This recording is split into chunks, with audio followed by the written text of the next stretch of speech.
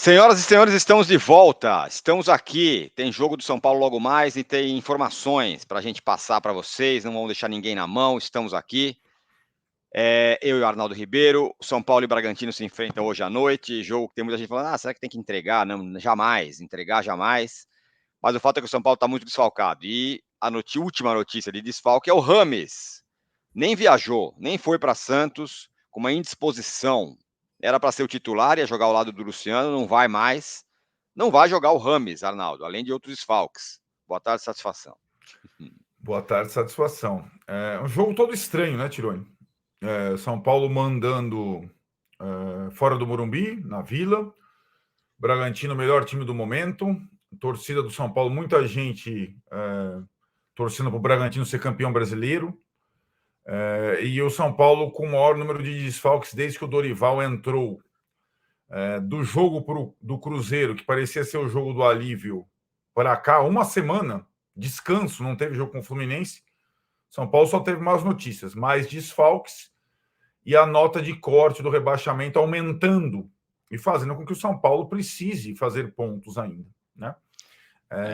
E o Rames Rodrigues, com essa gastroenterite, desfalque do jogo, em tese ele formaria dupla com o Luciano, mas a gente não sabe se ele, de fato, iria começar jogando com o Luciano ou se o Luciano começaria jogando e ele começaria no banco. O fato é o seguinte: Rames Rodrigues jogou apenas uma partida inteira com o Dorival, contra o Fortaleza. E agora, gastroenterite sendo confirmada, é muito pouco provável que o cara esteja recuperado para o jogo contra o Santos, no domingo, lá na mesma Vila Belmiro. Convocado para a seleção colombiana, ele também perde o jogo contra o Fluminense na quarta-feira, na volta, pós-data FIFA, porque ele está jogando na Colômbia, ou pela Colômbia na véspera. Ou seja, das 7 partidas restantes, o Rames Rodrigues já ficaria fora de 3 das 7. E aí esse aproveitamento, essa tentativa de encaixe dele no time titular, ela vai ficando difícil, pelo menos por esse ano, né?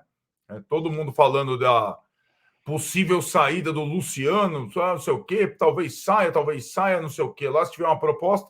O fato é que o Luciano, da turma aí a tropa de choque, é o único que está à disposição para o jogo contra o Bragantino. Não tem Rames, não tem Lucas, não tem Caleri, tem Luciano.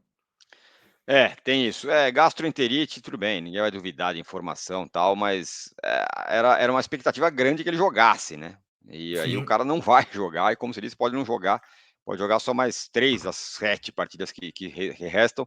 A gente fez lá um tricolaço ontem com o Gabriel Sá, e ele falou: não, a ideia do São Paulo é pensar no Rames para o ano que vem, mas imaginava-se que ele fosse meio que se preparando com os jogos que restam esse ano, né? E aí, quando o cara tá fora aí, com essa perspectiva, possibilidade do Luciano sair, aliás, o Gabriel falou que acha que é quase certeza que o Luciano vai embora, né? Pois é, o São Paulo está muito nessa situação, né? Quem acompanha o São Paulo, tem muita gente falando em 1.000 saídas, que parece que não vai ter ninguém, nem elenco para o ano que vem, né? Porque, se o Luciano vai sair, o fulano vai sair, o fulano vai sair, quem vai ficar, né? Se a permanência do Lucas ainda não está certa. Então, aquela situação ali de... Parecia ser uma coisa muito simples a transição para o ano que vem, porque o São Paulo tem um elenco bom, e aí iam contar com a recuperação do Galopo, do Ferrarese, do Igor Vinícius. Aí machuca mais um, Nestor.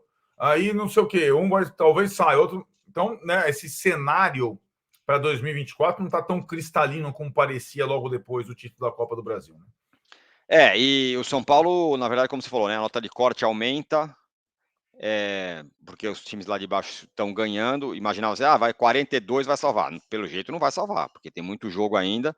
Quem está Não ali embaixo salva. está com 37. A tabela do São Paulo é ruim, né? É uma Sim. tabela ruim. Pega times interessados em título, interessados em outras coisas. Teve lá até aquele índice, né, que foi feito das dificuldades. O São Paulo tem o pior tabela de acordo com esse índice, não é isso? Exato. A vantagem do São Paulo foi na folga do jogo com o Fluminense adiado, não ter perdido nenhuma posição, né? Com os jogos que aconteceram, o São Paulo não jogou e não perdeu posição. Então o São Paulo tem 7 jogos a fazer. mas são 4 fora, 3 em casa, sendo que um desses em casa é contra o Bragantino na Vila, agora, hoje. Então, o grau de dificuldade é bem grande. Eu acho que aí, pelas projeções, 45 talvez não salve, e o número mágico tem que ser 46, então precisaria mais 4 pontos. E tá difícil pontuar nesse campeonato, sobretudo quando não se joga no Morumbi, né? Para o São Paulo tem sido assim.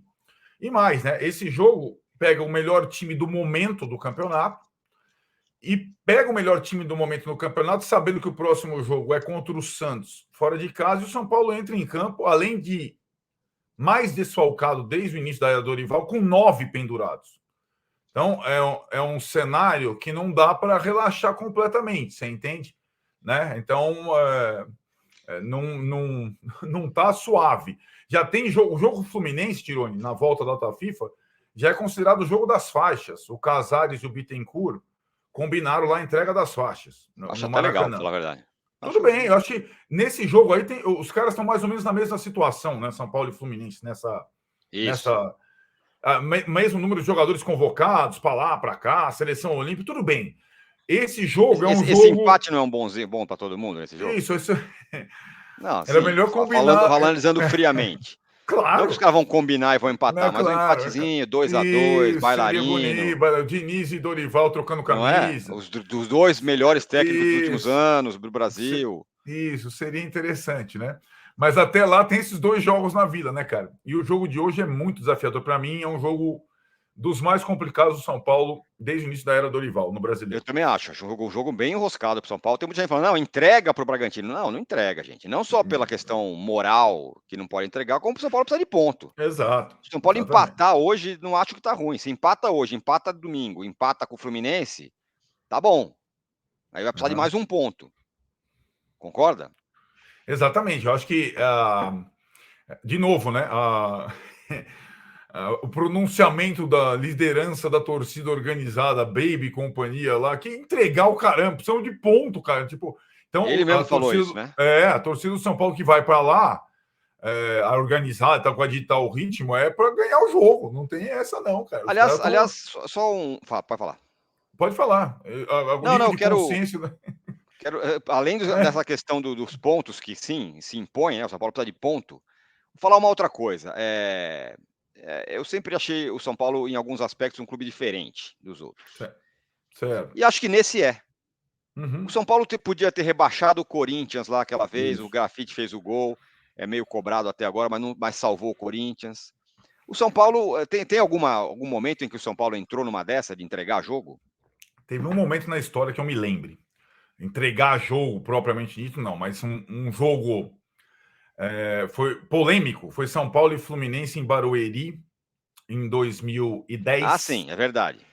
Naquele ano que teve Palmeiras e Fluminense em Barueri, meio que uma resposta ao que fizeram Flamengo e Corinthians no ano 2009. Anterior, naquele jogo do Brinco de Ouro, né? Sim. Por conta disso, desses 2 anos, a CBF até mudou a tabela do ponto, colocando clássicos nas últimas rodadas, né? Mas eu concordo com você. Isso não existe, né? Isso não existe. E acho que ainda mais com essa situação que você precisa de pontuação. Né? Exato. Você não está na situação do Fluminense. O Fluminense tem 3 pontos a mais, né? Para poder escolher alguma coisa. Tá? Então não dá. Qual deve ser a escalação, portanto, sem o Rames? Que é uma questão, né? Eu cheguei a um time por exclusão e. Bom, a linha defensiva tá. Ah, não, peraí, tem outra coisa. Tem o Ramon, né? Que ainda convocou a galera da seleção. Daqui a pouco a gente dá o time, então. Queremos falar do Ramon. Convocou o Beraldo, convocou o Pablo Maia. Convocou o Patrick lá, né? O Patrick poderia ir, que vai toda vez. Né? É ridículo, né? É o período. Então, o São Paulo, na data FIFA, não terá, depois do Santos, portanto, não terá nenhum jogador convocado para a seleção principal, em princípio, mas vai ter os estrangeiros convocados, inclusive Rames Rodrigues, e a convocação da pré-olímpica, da Olímpica. O Arboleda vai ser convocado também. Bem possível, porque está recuperado, né? A questão da convocação do Ramon, de Beraldo, Pablo e Patrick, ela não desfalca o São Paulo em jogos, porque é apenas um período de treinamento em São Paulo. mas ela impede que os caras treinem a semana. Então, assim, o Dorival perde a data FIFA mais uma vez. Isso. Ele não vai ter quase ninguém aí para... O que pode acontecer na e data lembra que FIFA... o Lucas Silvestre falou, esse fim de ano aqui a gente vai tentar alternativas, isso, treinar, não sei o quê, atrapalha o planejamento do time. É claro que atrapalha, basicamente. Né? E acho que a questão aí da data FIFA antes do jogo, que precede o jogo com o Fluminense, não o jogo com o Fluminense, mas na sequência contra o Cuiabá no final de semana, o que pode acontecer na data FIFA é a recuperação do Lucas com a lesão muscular para os últimos 4 jogos da temporada. É uma possibilidade, né?